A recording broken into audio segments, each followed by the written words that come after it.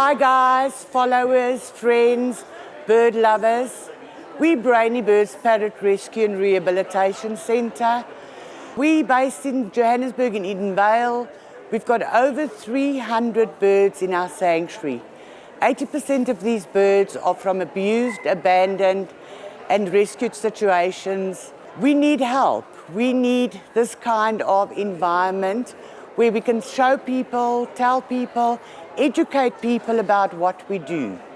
We need a lot of support. With all these birds in our care, we need everybody to see what it's like to actually own a bird.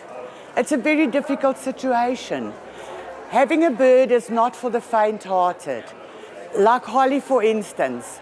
Holly has been a very loved bird once upon a time, but she's actually been rehomed in her young life of 10 years about 6 times because people do not understand these birds. We had Monte Casino this weekend at the Big Pet Expo. This is one way we do raise awareness and we do raise funds for our sanctuary. We would love you to join our pages. Please, guys, help us where you can. There's many ways you can help us, and there's many ways we can educate you about owning these birds.